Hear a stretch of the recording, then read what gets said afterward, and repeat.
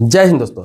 बहुत सारे लोगों का सवाल रहता है कि कैश कितना लेकर यात्रा कर सकते हैं। जैसे कार में कितना कैश लेकर यात्रा कहीं कर सकते हैं, ट्रेन में कितना कैश लेकर यात्रा कर सकते हैं, फ्लाइट में कितना कैश लेकर यात्रा कर सकते हैं।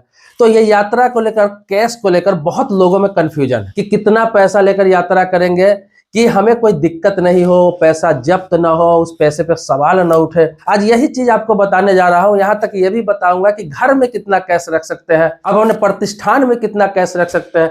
सारी जानकारी इस वीडियो में देने वाला हूं। हर व्यक्ति के लिए फायदेमंद है, इसीलिए पूरे वीडियो को आप देखेंगे और वीडियो को लाइक भी जरूर कर देंगे। आपने देखा होगा कि बहुत सारे लोग 3 लाख, 4 लाख, 5 लाख, 10 लाख रुपया लेकर यात्रा करते रहते हैं।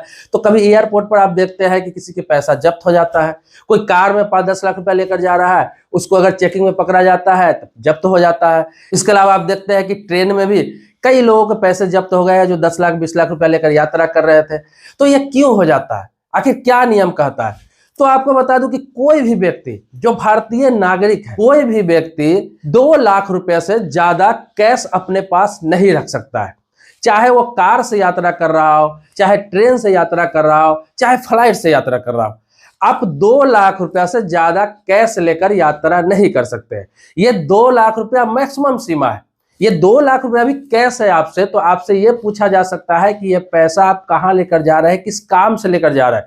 सख्ती आप पे नहीं होगी, लेकिन पूछा जा सकता है आपको एयरपोर्ट पे, रेलवे स्टेशन पर, या फिर कार से यात्रा कर रहे हैं तो चेकिंग में आपसे जानकारी लिया जा सकता है, जो वैलिड रीजन आपको बताना पड़ेगा। ये 2 लाख रुपया तक है, हालांकि छूट है, आपकी पैसा जब्त नहीं होगी अगर वैलिड रीजन आप मौखिक भी बता देते हैं। आपसे कोई लिखित कागज वगैरह कुछ नहीं मांगा जाएगा, लेकिन आपको सावधानी ये बरतना है कि आप कहीं 2 लाख रुपया कैश लेकर जा रहे हैं, मैक्सिमम 2 लाख रुपया तक भी, तो उसका प्रमाण अपने पास रखें। जैसे एटीएम से आपने उस पैसा को निकाला है तो पर्ची अपने पास रखें, ताकि पता चले ये पैसा आपने निकाला है अपने अकाउंट से। आपने अगर चेक से क्लियरेंस किया है तो उसका सबूत अपने पास रखे, या फिर अपने घर में रखे कैश लेकर जा रहा है तो वैलिड रीजन आपके पास होना चाहिए। अब रीजन में क्या है, देखिए कोई भी व्यक्ति हो सकता है कोई इलाज कराने के लिए पैसा लेकर जा रहा हो किसी बीमार व्यक्ति को, तो यह वैलिड रीजन हुआ कि किसी व्यक्ति का तबीयत खराब है मेरे रिलेशन में या फिर मेरे घर के व्यक्ति का, उनके इलाज के लिए लेकर जा रहा हूं। दूसरा वैलिड रीजन यह होता है कि मेरे बच्चे पढ़ाई कर रहे हैं बाहर में, उसके एजुकेशन के लिए, फी के लिए पैसा लेकर जा रहा हूं। तीसरा यह हो सकता है कि प्रॉपर्टी खरीदना है, उसमें हम एग्रीमेंट के लिए पैसे लेकर जा रहे हैं, उसको बयाना करने के लिए लेकर जा रहे हैं, एडवांस देने के लिए लेकर जा रहे हैं, या फिर कहीं शॉप करना है, उसके बहुत सारे रीजन है वैलिड।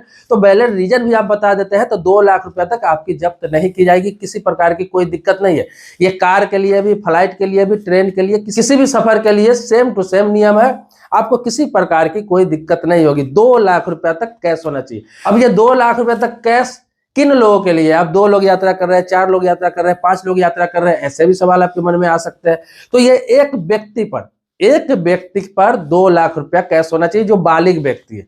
एक बालिग व्यक्ति 2 लाख रुपया कैश लेकर जा सकता है। अगर वो 2 व्यक्ति है, 3 व्यक्ति है, तो सभी के पास भी 2-2 लाख रुपया अगर है अलग अलग, तो फिर किसी प्रकार की कोई दिक्कत नहीं है। इसके अलावा आपको बता दूं कि घर में अगर कितना पैसा रखना है, तो आपके घर में अगर 5 व्यक्ति का परिवार है तो आप 10 लाख रुपया कैश रख सकते हैं, कोई दिक्कत नहीं है।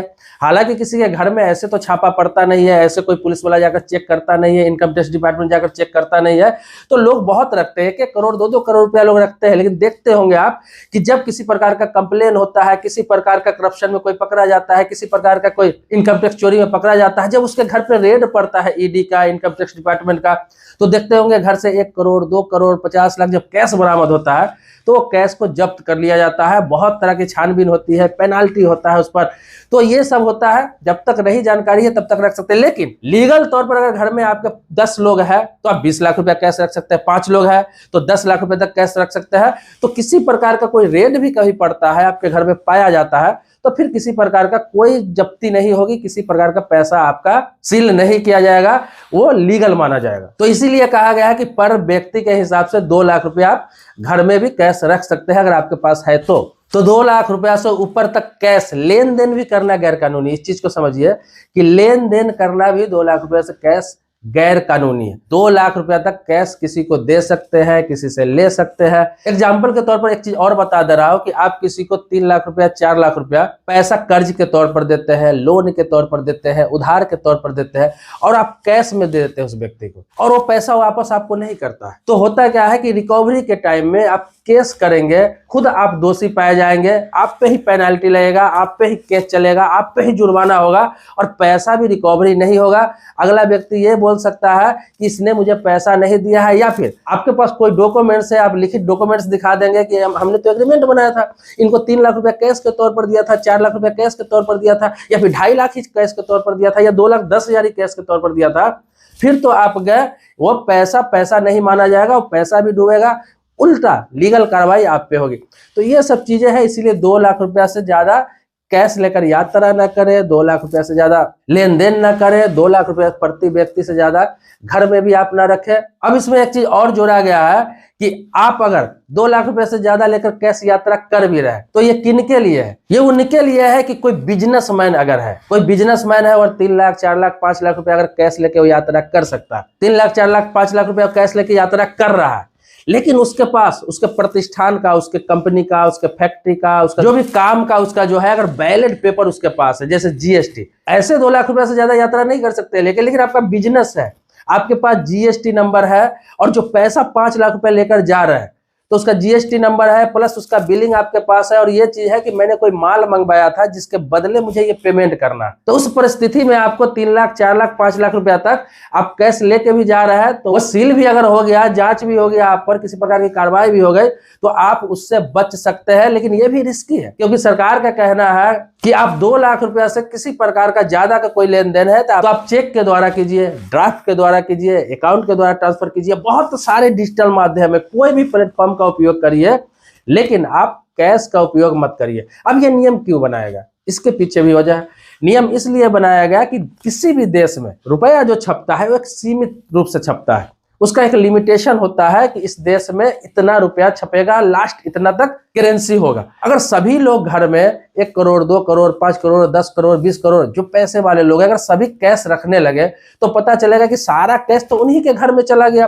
फिर मार्केट में चलने के लिए कुछ पैसे तो चाहिए, पैसे तो होने चाहिए, फिर मार्केट का सारा पैसा खत्म हो जाएगा। और सरकार है कोई बेवजह का कैश छपाई नहीं कर सकता है, कैश रिलीज नहीं कर सकता है, उसका भी एक लिमिट होता है, उसका भी एक सीरीज होता है, और उसके लिए भी लॉ बना हुआ है, कानून बना हुआ है। अपने मन से कोई भी सरकार या आरबीआई कैश को नहीं छाप सकता है। तो इसीलिए इस तरह का नियम बनाया गया ताकि कैश मार्केट में चलता रहे, जरूरत के हिसाब से ही लोग घर में रखे। इस चीज को समझ लीजिए। अब आगे आपको बता देता हूँ कि चुनाव के समय आप देखते होंगे कि चुनाव के समय होता क्या है, अक्सर लोग 1 लाख, 1.5 लाख, 2 लाख रुपया भी लेकर यात्रा कर रहा है तो उस पर कार्रवाई हो जाती है। देखते होंगे गाड़ी में कोई लेकर जाता है, जब्त हो जाता है, कोई नेता लेकर जा रहा है, उस पर कार्रवाई हो जाता है। ये अक्सर आपने चुनाव में देखा होगा, चाहे विधानसभा चुनाव है, लोकसभा चुनाव है, पंचायत चुनाव है। तो चुनाव के लिए क्या नियम, मतलब चुनाव के समय जिस विधानसभा क्षेत्र में चुनाव है, या फिर जिस स्टेट में चुनाव है, या फिर लोकसभा का चुनाव है, तो आचार संहिता लगने के बाद कितना कैश लेके यात्रा कर सकते हैं। तो उसके लिए जब चुनाव होता है कहीं भी, तो उस क्षेत्र में, जिस क्षेत्र में चुनाव है, तो वहां आप 50,000 रुपया से ज्यादा लेकर यात्रा नहीं कर सकते। और जब आचार संहिता लागू होता है तो 50,000 रुपया से ज्यादा लेकर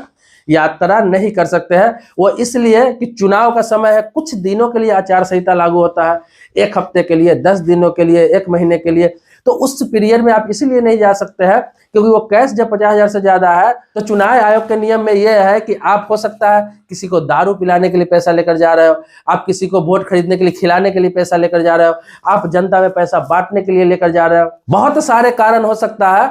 इसीलिए 50,000 रुपये से ज्यादा अगर कैश आपके गाड़ी में पकड़ा जाता है, कार में, या फिर आपके पास में पकड़ा जाता है, तो आपसे कड़ी पूछताछ की जाती है। जैसे कि मान लीजिए मैंने आपको बताया 2 लाख रुपए तक, 2 लाख रुपए तक छूट उसमें भी होता है, लेकिन उसमें सीमित कर दिया जाता है कि कैश 50,000 रुपये से ज्यादा नहीं ले जा सकते, 50,000 से कम है सफर में भी तो क्या है, आपसे पूछताछ किसी प्रकार का नहीं किया जाता है। लेकिन 50,000 से जैसे ज्यादा होता है तो उसमें भी वैलिड रीजन आपको बताना पड़ेगा। अगर आप किसी के बीमारी के लिए पैसा लेकर जा रहे हैं, एजुकेशन के लिए पैसा लेकर जा रहे हैं, कोई काम के लिए पैसा लेकर जा रहा है, इमरजेंसी के लिए पैसा लेकर जा रहा है, तो फिर वैलिड रीजन, वैलिड पेपर अगर आप उनको दिखाते हैं तभी वो छोड़ेंगे, वो भी मैक्सिमम 2 लाख रुपया तक। लेकिन 50,000 के बाद ही आपकी पूछताछ शुरू हो जाती है चुनाव के समय। तो इसका भी आप ध्यान रखें, उस पीरियड में भी आप 2 लाख रुपया तक का कैश लेकर चल सकते हैं, लेकिन उसके लिए आपके पास कोई ना कोई वैलिड दस्तावेज होना चाहिए, पेपर होना चाहिए कि ये पैसा कहां से आया है और किस काम के लिए लेकर जा रहे हैं। तो ये एक महत्वपूर्ण टॉपिक था, बहुत सारे लोग पूछ रहे थे, रेगुलर पूछ रहे थे इस बारे में, तो मैं आपको ये चीज बताना मुनासिब समझा। इसी प्रकार से आपके मन में कोई सवाल है, कोई प्रश्न है, किसी भी टॉपिक पर, किसी भी मुद्दे पर, सामाजिक मुद्दे पर, चाहे बैंकिंग से संबंधित, इंश्योरेंस से संबंधित, इन्वेस्टमेंट से संबंधित, पोस्ट ऑफिस से संबंधित, रेलवे से संबंधित, गवर्नमेंट स्कीम से संबंधित, कुछ भी सवाल प्रश्न आपके मन में है, कमेंट बॉक्स में आप लिख सकते हैं। उस पर पूरा का पूरा फुल वीडियो आपको बना दूंगा, बिल्कुल विस्तार के साथ समझाकर, जैसे समय समय पर मैं आपको अपडेट करता रहता हूं, जागरूक करता रहता हूं। तो आप मेरे सब्सक्राइबर अगर नहीं है तो चैनल को सब्सक्राइब करिए, अगर सब्सक्राइबर है तो इसके लिए आभारी हूं आपका। नेक्स्ट वीडियो में मिलते हैं आप ही के टॉपिक पर, तब तक के लिए शुक्रिया, धन्यवाद, जय हिंद दोस्तों।